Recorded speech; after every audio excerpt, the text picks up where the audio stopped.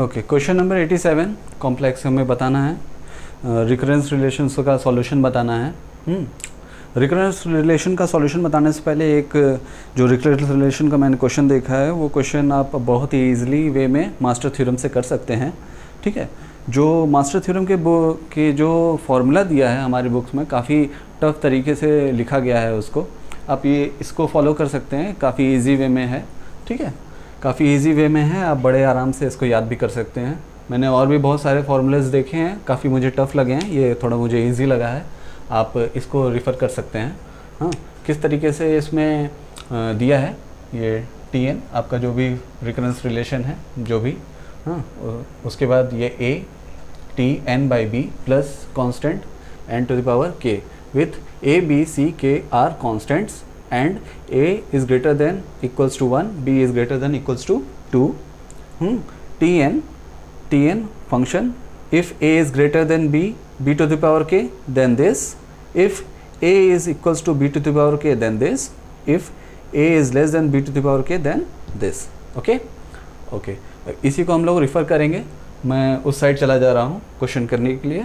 ठीक है, यहाँ पे मैं करूँगा t n to the power Tn, question है हमारा Tn/2 प्लस n। ठीक है, ये हमारा रिकरेंस रिलेशन दिया गया है, रिकरेंस रिलेशन हमारा ये दिया गया है। ठीक है, और अब देखिए कैसे आप इसको करेंगे, देखिए आप कैसे करेंगे इसको। यहाँ पे a की वैल्यू है, यहाँ पे कुछ नहीं लिखा गया है, तो हम मान लेंगे a की वैल्यू क्या है, a की वैल्यू 1 है। ठीक है, अच्छा अब क्या है, b की वैल्यू क्या है, 2 है, b की वैल्यू 2 है। c की वैल्यू यहाँ पे कुछ नहीं है, तो c की वैल्यू 1 मानेंगे। ठीक है, और k की वैल्यू क्या है, k की वैल्यू यहाँ पे n के पावर क्या है, 1 है, तो k की वैल्यू क्या होगी, 1 होगी। ठीक है, k की वैल्यू 1 हो गई। अब हमें मिल गया ये सारी चीज़ें। अच्छा, अब मुझे क्या चेक करना है, अब मुझे चेक करना है इन तीनों कंडीशन में से कौन सी कंडीशन सेटिस्फाई हो रही है। ठीक है, तो पहले मुझे क्या लिखूंगा, a की वैल्यू क्या है, 1 है, b to the power k की वैल्यू क्या है, b to the power k की वैल्यू क्या है, b की वैल्यू है 2 और k की वैल्यू है 1, यानी कि 2। ठीक है, यानी कि 2। अब इससे क्या मुझे पता चला कि a to the power a की वैल्यू छोटी है b to the power k से। अब ये कंडीशन किस में है, देखिए ये है थर्ड वन। ठीक है, थर्ड वन, तो मुझे क्या मिलेगा यहाँ पे, बिगो n, k की वैल्यू क्या है, k की वैल्यू 1 है, कुछ नहीं लिखेंगे, ब्रैकेट। ठीक है, हमारा आंसर है बिगो n, यानी कि बिगो n। और आपका ऑप्शन क्या है, आपका ऑप्शन होगा ऑप्शन बी, ऑप्शन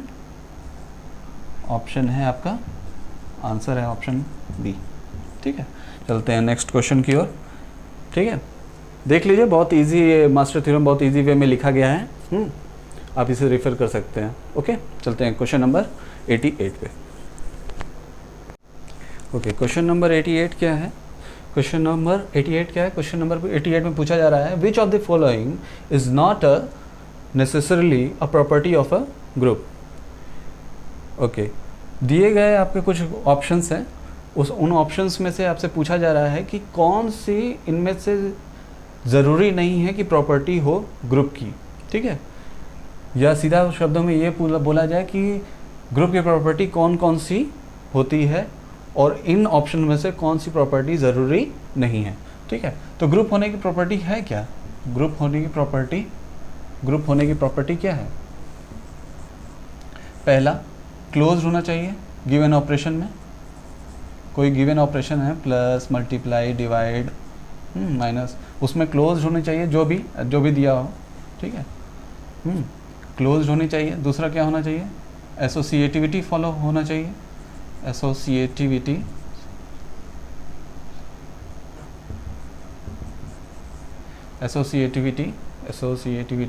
फॉलो होनी चाहिए। ठीक है, एग्जिस्टेंस ऑफ इन्वर्स होना चाहिए। ठीक है, और एग्जिस्टेंस ऑफ आइडेंटिटी एलिमेंट। ठीक है, एग्जिस्टेंस ऑफ क्या क्या होना चाहिए, पहला क्लोजर होना चाहिए, क्लोजर प्रॉपर्टी को फॉलो करना चाहिए, ठीक है। दूसरा एसोसिएटिविटी होनी चाहिए, तीसरा एग्जिस्टेंस ऑफ इन्वर्स होना चाहिए, और चौथा आइडेंटिटी ऑफ इन्वर्स होना चाहिए सभी एलिमेंट्स के लिए, ठीक है। Identity of elements, identity existence of identity element होना चाहिए, ठीक है। एग्जिस्टेंस ऑफ आइडेंटिटी बस लिखिए, एलिमेंट नहीं, एग्जिस्टेंस ऑफ आइडेंटिटी, ठीक है। अच्छा, क्या नहीं होता है, कम्यूटेटिविटी नहीं होती है, ठीक है।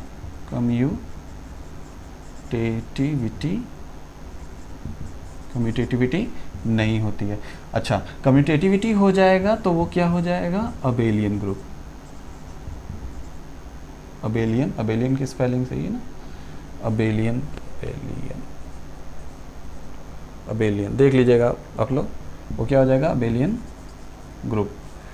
ग्रुप हो जाएगा, ठीक है।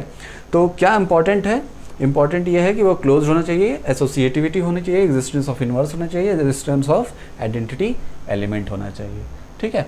और कम्यूटेटिविटी फॉलो नहीं होती है। अगर कम्यूटेटिविटी फॉलो होती है तो उसे कहते हैं हम लोग अबेलियन ग्रुप, और अबेलियन ग्रुप नहीं रहता है तो सिर्फ वो ग्रुप रहता है। ग्रुप को फॉलो करने के लिए ये 4 प्रॉपर्टी मस्ट होती है, नेसेसरी कंडीशंस होती है, ठीक है। तो आपका ऑप्शन क्या होगा, ऑप्शन नंबर ए, ठीक है। कम्यूटेटिविटी फॉलो नहीं होती है। चलिए question number 89। Okay, question number 89 क्या है, सॉफ्टवेयर रिक्वायरमेंट स्पेसिफिकेशन यानी कि SRS is also known as as a specification of, इसको एज ए स्पेसिफिकेशन ऑफ भी क्या बोलते हैं। आपका ऑप्शन दिया गया है, 4 ऑप्शन हैं आपके। ऑप्शंस क्या क्या हैं, वाइट बॉक्स टेस्टिंग, ठीक है, और क्या है, इंटीग्रेटेड टेस्टिंग, और क्या है, एक्सेप्टेंस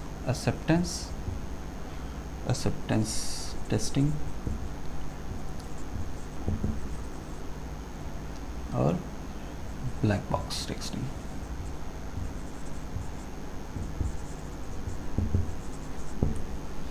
तो वाइट बॉक्स टेस्टिंग का क्या मतलब हुआ है, वाइट का मतलब क्या, ट्रांसपेरेंट, एक तरीके से ट्रांसपेरेंट होना।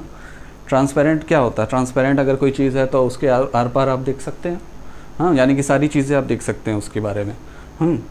तो जो टेस्टर होते हैं कंपनीज़ में, जो सॉफ्टवेयर टेस्ट करते हैं, वो क्या करते हैं, वाइट बॉक्स टेस्टिंग भी करते हैं, ब्लैक बॉक्स टेस्टिंग भी करते हैं, बहुत कई तरीके की टेस्टिंग करते हैं टेस्टर्स सॉफ्टवेयर्स में।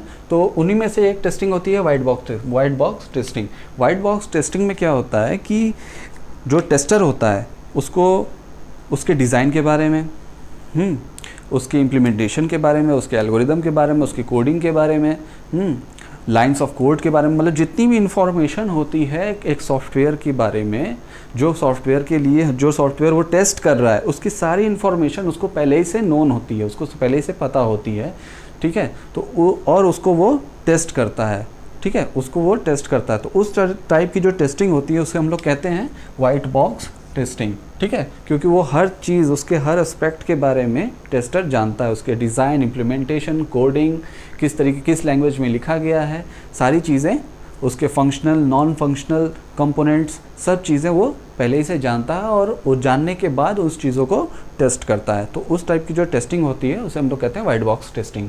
अच्छा, इंटीग्रेटेड टेस्टिंग क्या होती है, इंटीग्रेटेड टेस्टिंग क्या होती है, हमारा जब सॉफ्टवेयर बनता है, ये एक फेज़ है, एक फ़ेज़ होता है टेस्टिंग में, एक फ़ेज़ होता है टेस्टिंग में।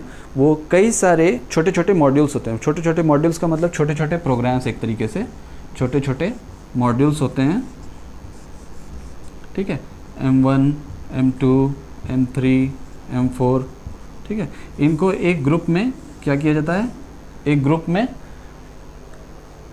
ग्रुप में रखा जाता है और इसको टेस्ट किया जाता है। इस तरीके के जो कंपोनेंट बना के टेस्ट किया जाता है, इस तरीके की जो टेस्टिंग होती है, जिसमें मॉड्यूल्स को, छोटे छोटे मॉड्यूल्स को एक ग्रुप में रख के उनको टेस्ट करते हैं, उन तरीके की जो टेस्टिंग होती है उनको हम लोग कहते हैं इंटीग्रेटेड टेस्टिंग, ठीक है।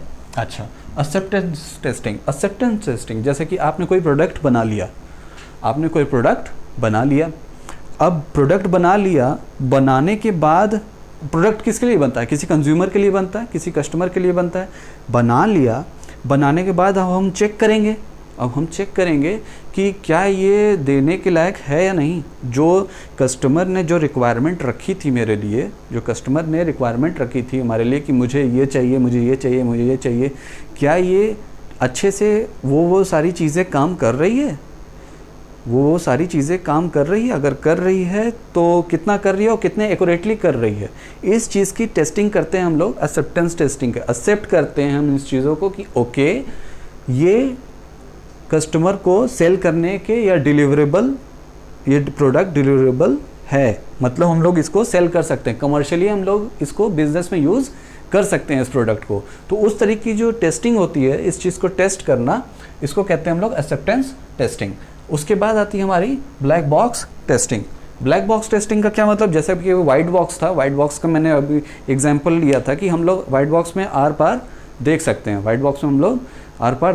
ब्लैक बॉक्स, ब्लैक कलर में कभी हम लोग देख सकते हैं? ट्रांसपेरेंसी होती है उसमें? नहीं होती, बिल्कुल नहीं होती। जो भी बाहर का पार्ट होता है हम लोग वही दिखता है, बस अंदर का कोई चीज़ नहीं दिखता।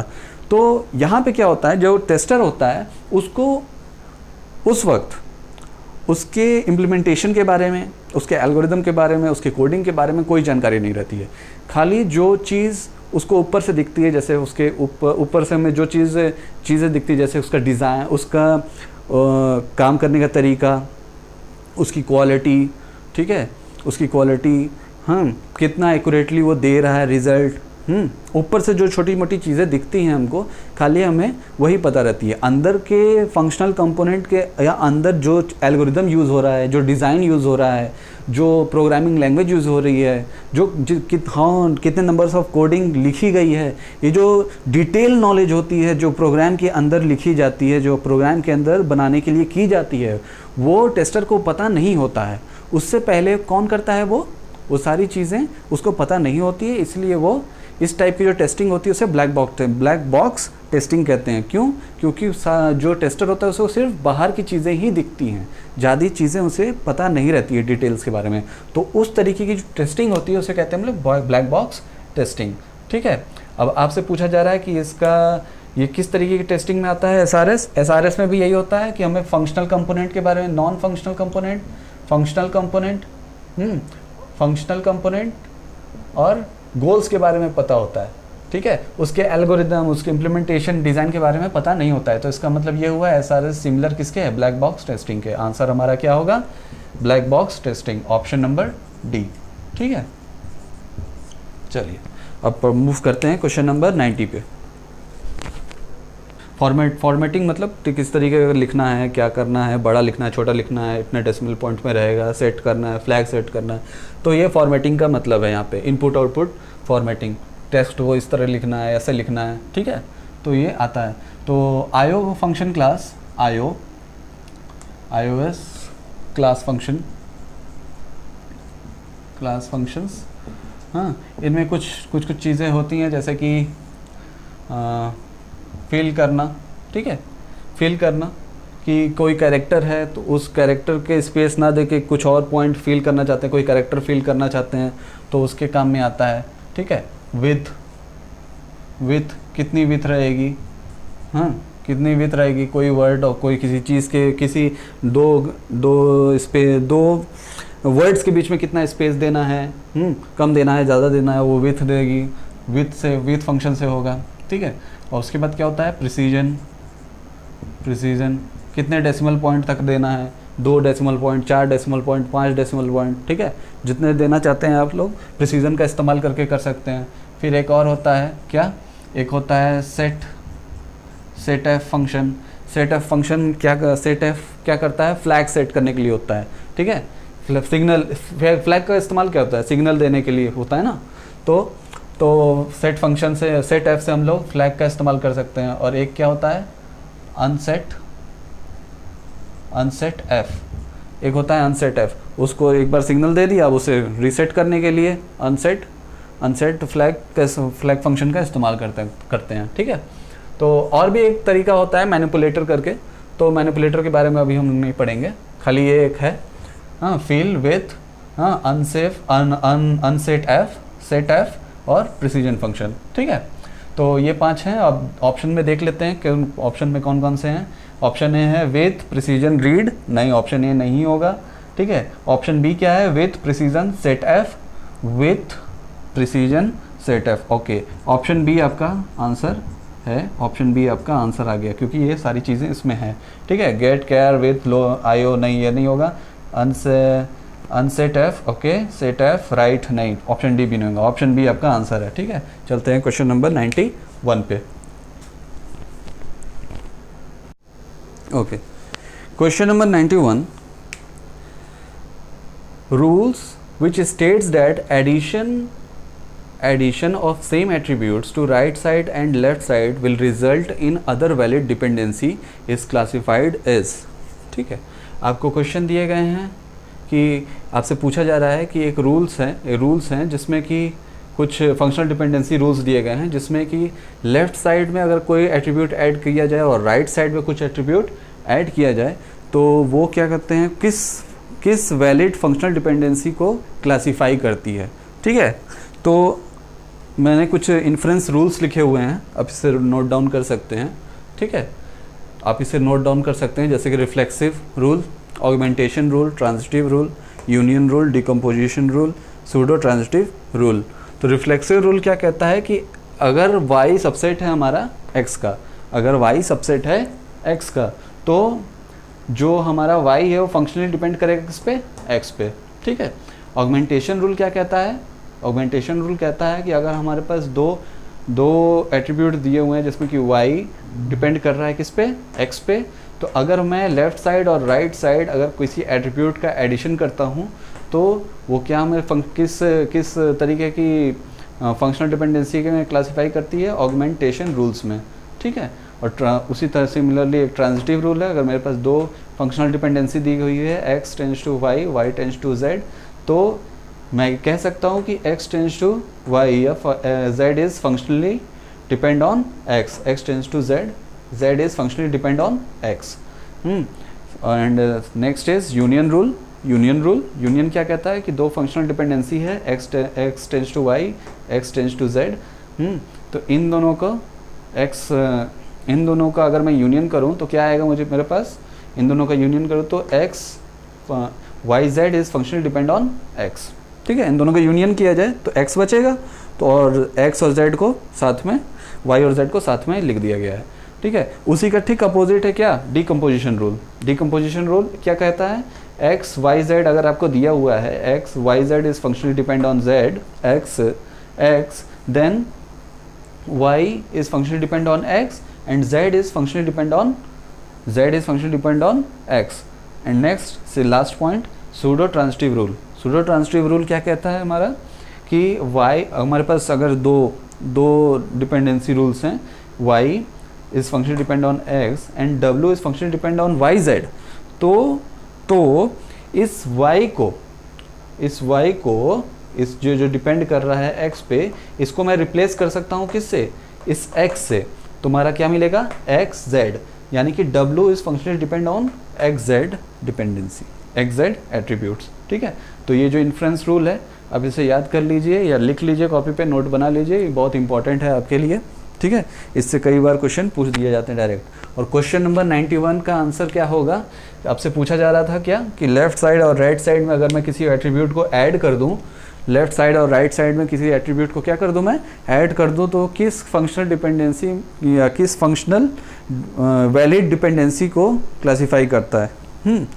उसका रिजल्ट क्या होगा, उसका रिजल्ट होगा ये ऑगमेंटेशन रूल। देखिए z और z दोनों लेफ्ट साइड और राइट साइड क्या कर रहे हैं, ऐड कर रहे हैं, क्या है, कौन सा रूल है, ऑगमेंटेशन रूल। तो आपका ऑप्शन क्या होगा, option number C, option C होगा आपका आंसर, ठीक है, ऑगमेंटेशन रूल। चलते हैं क्वेश्चन नंबर 92 पे। बी क्या है, कोडिंग। ऑप्शन सी क्या है, direct measure, M for measure, ठीक है। ऑप्शन डी नहीं, ठीक है। देखिए इनडायरेक्ट मेजर्स क्या होता है, क्वालिटी, इफ़िशियंसी, डिज़ाइन, ठीक है, एक्यूरेसी, ठीक है, एक्यूरेसी, और मेंटेनेबिलिटी, ठीक है, ये सारी जो चीज़ें हैं ये सब चीज़ें आती हैं इनडायरेक्ट मेजर्स में, ठीक है। और कोडिंग तो कोडिंग है, कोडिंग इन सारी चीज़ों में नहीं आ रहा है। मेज़र्स के बारे में पूछा जा रहा है तो कोडिंग तो नहीं होगा, ठीक है। मेज़र्स क्या क्या मेज़र्स हैं, किससे हम पता लगाते हैं, मेज़रमेंट कैसे करते हैं, कैसे मेज़र करते हैं कि ये प्रोडक्ट अच्छा है, ये सॉफ्टवेयर अच्छा है, ये सॉफ्टवेयर अच्छा है, ठीक है। तो कोडिंग तो इसमें नहीं है, ठीक है। डायरेक्ट कोडिंग, डायरेक्ट मेज़र क्या है? डायरेक्ट मेज़र यानी कि डायरेक्ट इम्प्लीमेंटेशन के अंदर पहुंच जाना, यानी कि किस तरीके का एल्गोरिदम है, किस तरह की कोडिंग है, कितनी कोडिंग लिखी गई है, नंबर्स ऑफ कोडिंग के बारे में बात करता है, ठीक है। किस तरीके का उसका मॉड्यूल बनाया गया है, कितने नंबर्स ऑफ कोड, कितने लोग मिलके उसमें एफर्ट डाले हैं, ठीक है। ये सब बात होती है डायरेक्ट मेज़र्स में। तो आपका आंसर क्या है? सी। डायरेक्ट मेज़र में आता है आपका लाइन्स ऑफ कोड, ठीक है। इनडायरेक्ट मेजर्स में क्या आता है? एफिशिएंसी, मेंटेनेबिलिटी, ठीक है, डिज़ाइन, ऊपर से जो चीज़ें होती हैं वो सारी चीज़ें क्या होती हैं? क्वालिटी चेक करना, ठीक है, एक्यूरेसी चेक करना, ये सारी चीज़ें आती हैं आपके इनडायरेक्ट मेजर में। क्वेश्चन नंबर 93 पे अब प्रोसीड करते हैं। क्वेश्चन नंबर 93, इजीएस्ट वन, हमें बताना है क्या है? एक्सेस 3 कोड बताना है, एक्सेस 3 कोड बताना है, ठीक है। एक्सेस 3 कोड का मतलब जो भी कोड दिया गया है उससे 3 ऐड कर दीजिए, और ठीक है। अब आपको दिया क्या गया है? 1001, ठीक है, 189, ये कितना है? 9, इसमें ऐड कितना कर देंगे? 3, कितना आएगा? ऐड करेंगे 12 कैसे लिखेंगे? 1100 हो गया आंसर। ऑप्शन क्या होगा आपका? ऑप्शन होगा डी, ऑप्शन डी आपका आंसर होगा 12, ठीक है। चलते हैं क्वेश्चन नंबर 94 पे। क्वेश्चन नंबर 94, क्वेश्चन नंबर 94 में क्या है? हाउ मेनी ऑन टू यानी कि surjective functions are there from n element, from n element n is greater than equals to 2 to a 2 element set, to a 2 element set। हमें क्या दिया गया है कि एक सेट है, उसमें क्या है? 1 2 3 4 n एलिमेंट्स हैं, और उसमें क्या है? मैपिंग हो रही है किसमें? एक सेट में मैपिंग हो रही है जिसमें सिर्फ 2 ही एलिमेंट है, हमको बताना है कि इनमें जो मैपिंग होगी उसमें से कितने ऑन टू फंक्शंस हम लोग बना सकते हैं। Numbers of onto functions हमसे पूछे जा रहे हैं, ठीक है। तो ये कैसे निकलेगा? तो इसको निकालने के लिए देखिए, इसको निकालने के लिए एक फार्मूला भी है, ठीक है। फार्मूला ये लिखा है मैंने यहाँ पे, हाँ, इसे आप नोट कर लीजिएगा, ठीक है, इसे आप नोट कर लीजिएगा। इसमें क्या है कि नंबर्स, मान लीजिए ए है ना, ये बी है, ठीक है। अगर इसे मैं m मान लूँ, अभी क्वेश्चन नहीं बता रहा हूँ, अगर मैं इसे m मान लूँ और इसे numbers of element in b को n मान लूँ, ठीक है, तो टोटल नंबर ऑफ फंक्शंस कितने निकलेंगे? Total number of functions, onto functions नहीं, only function, total numbers of function किसे कहेंगे? टोटल नंबर ऑफ फंक्शंस किसे कहेंगे? हम लोग n लिखेंगे, n की पावर n लिखेंगे। ये आपको क्या देगा? टोटल नंबर ऑफ फंक्शंस, ठीक है, टोटल नंबर ऑफ फंक्शंस। और ये जो है हाँ, ये देगा आपको total number of functions, okay. अच्छा, अब इनमें से अगर मैं जो वन फंक्शन बन रहे हैं, इनमें सारे फंक्शन आ जाएंगे, ऑन टू भी आ जाएगा, वन भी आ जाएगा। इनमें जो वन फंक्शन बनेंगे, जो इससे वन फंक्शन बनेंगे, इसमें उनको माइनस करते हैं, उनको क्या करते हैं? माइनस करते हैं, तभी हमारे पास ऑन टू फंक्शन बचेगा। अगर मैं टोटल फंक्शन में से वन फंक्शन को माइनस कर दूं तो क्या बचेगा? सर्जेक्टिव फंक्शन, ठीक है, जो कि ऑन टू फंक्शन होगा। अब इसमें क्या करते हैं? अब इसी में हम लोग इसका क्या करेंगे? वैल्यू दो हैं तो इसको 2 को माइनस कर लेते हैं, 2 एलिमेंट्स हैं, 2 को माइनस कर लेंगे, ठीक है। एक बार इसका 1 बनेगा, एक बार इसका 1 बनेगा। तो ये तो इजी वे था, इसमें क्या कर देंगे। और क्वेश्चन क्या है हमारा क्वेश्चन क्या है? हमारा क्वेश्चन है कि हमारे इस वाले सेट में सिर्फ 2 ही एलिमेंट है और इसको हम क्या माने हैं n, तो हम यहाँ पे लिखेंगे 2 और यहाँ पे क्या है, यहाँ पे क्या है, यहाँ पे क्या दिए गए हैं, यहाँ पे दिए गए हैं n numbers of element, n numbers of element. तो मैं लिख लूँगा n, तो मैं लिख लूँगा यहाँ पे n, ठीक है, और माइनस कर दूँगा क्या, नंबर्स ऑफ एलिमेंट से 2 से। तो ये हमारा आ तो गया आंसर, ठीक है। लेकिन अभी यहीं पे कुछ क्वेश्चन में थोड़ा सा और एलिमेंट होते तो यहीं पे आपको क्या होता ना, थोड़ा सा यहाँ पे दिक्कत होता इससे निकालने में, इससे थोड़ा दिक्कत होता निकालने में, ठीक है। ज़्यादा लंबा क्वेश्चन होता या इसमें एलिमेंट्स अगर ज़्यादा होते तो दिक्कत होती है आपको निकालने में। तो इसमें क्या करेंगे हम लोग, इस फंक्शन का, इस फॉर्मूले का इस्तेमाल करेंगे, हम लोग इस फॉर्मूले का इस्तेमाल करेंगे, ठीक है। ये फॉर्मूला क्या देगा आपको, डायरेक्ट नंबर क्या देगा, किसका, ऑन टू फंक्शन का, ठीक है। करना क्या है देखिए, करना क्या है कि m की वैल्यू, यहाँ पे टोटल नंबर ऑफ एलिमेंट्स कितने दिए गए हैं हमारे क्वेश्चन में, टोटल नंबर ऑफ एलिमेंट्स कितने हैं, n है, n लिख लेंगे, ठीक है। यहाँ पे लिखते हैं जो सेट A में वैल्यू है, जो सेट A में है, जो लेफ्ट साइड है A में, टोटल नंबर ऑफ एलिमेंट यहाँ लिखेंगे D, ठीक है। और n में क्या है, n यहाँ पे टोटल नंबर ऑफ एलिमेंट कितना है, 2 है, ठीक है। अच्छा n क्या है, n हमारा 2 है, ठीक है, n हमारा क्या है, 2 है। और m क्या है, m में तो m है, m में कोई वैल्यू नहीं है तो m लिखेंगे, ठीक है। माइनस कर लेंगे किससे, nc1 से।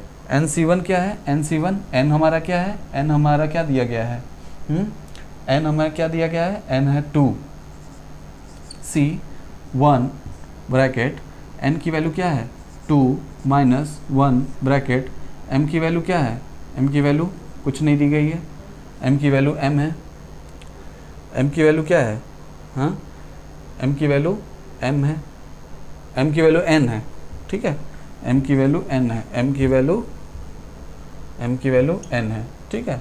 अच्छा अब क्या है, 2 to the power n minus 2c1, 2 to the power 2 minus 1 पे पावर n, फिर इसे ऐड कर लेंगे। अब ऐड करेंगे तो क्या करेंगे, n की वैल्यू क्या दी गई है वहाँ पे, n की वैल्यू n ही है, ठीक है, n की वैल्यू 2 है, ठीक है, ठीक है, एक मिनट, n की वैल्यू 2 है, ठीक है, c2, हाँ 2 माइनस 2 ब्रैकेट m, ठीक है, हो गया, ठीक है। और आगे आपको आगे तो नहीं करना है, सिर्फ 2 ही एलिमेंट थे, ठीक है। अच्छा आगे करेंगे तो 0 भी आएगा। अब क्या करना है, 2n माइनस, इसको करेंगे तो क्या आएगा, 2 फैक्टोरियल 1 फैक्टोरियल 1 फैक्टोरियल, इसको करेंगे तो क्या आएगा, इसको करेंगे तो 1 to the power n plus, इसको करेंगे तो क्या आएगा, 2 फैक्टोरियल 0 फैक्टोरियल 0 फैक्टोरियल, ठीक है, 2 2 2 2,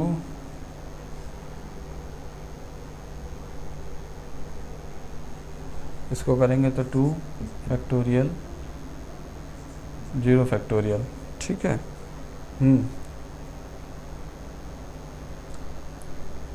अब क्या हो गया, ये वैल्यू आएगी 0,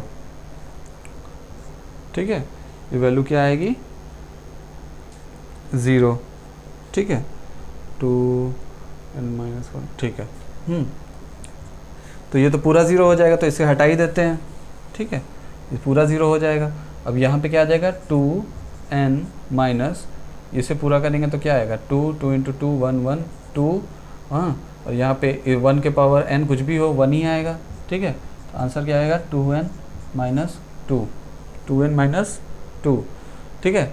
ध्यान, कंफ्यूजिंग पार्ट यहाँ पे ये था क्योंकि यहाँ पे m है और यहाँ पे n है, हाँ, और यहाँ पे n m है, तो हमने यहाँ पे m ले लिया है, यहाँ पे n ही होना चाहिए था, थोड़ा सा कंफ्यूज हो गया था मैं यहाँ पे, तो आप थोड़ा सा ध्यान दीजिएगा, ठीक है। यहाँ पे n एलिमेंट्स हैं, यहाँ पे सिर्फ 2 ही एलिमेंट्स हैं, ठीक है, यहाँ पे n एलिमेंट्स है, 2 एलिमेंट है, और यहाँ पे दिया भी गया है कि n इज़ ग्रेटर देन 2, ठीक है, n इज़ ग्रेटर देन 2, तो ऑब्वियस सी बात है कि इसके अंदर जो एलिमेंट है वो ज़्यादा हैं और इसके एलिमेंट कम जो है कम है। तो इसका मतलब क्या हुआ कि यहाँ पे जो एलिमेंट होते हैं उसका पावर यहाँ पे लिखते हैं नीचे, और जो यहाँ पे एलिमेंट होते हैं उसको लिखते हैं ऊपर।